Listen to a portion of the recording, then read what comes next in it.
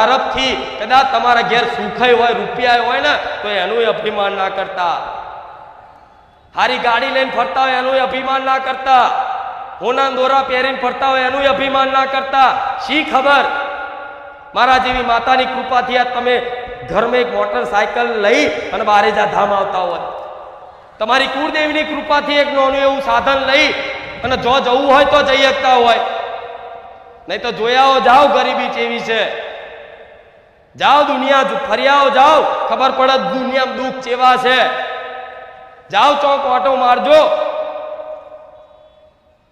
વૃદ્ધાશ્રમમાં, અનાથ આશ્રમમાં આવું ચોક ધામ હોય, ધામની બહાર બેઠેલા ભૂખ્યા ગરીબને જે ભીખ માગીને કદાચ પોતાનું ભરણ પોષણ કરતા હોય એવાને જોઈ લેજો.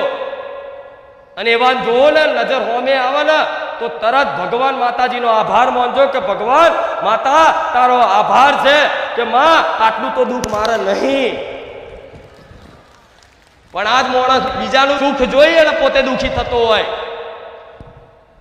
પણ મારા દર્પણ બતાવવું પડે. દર્પણ જોઈ લે તું સુખી જ છું, પણ આખે ખરી મનથી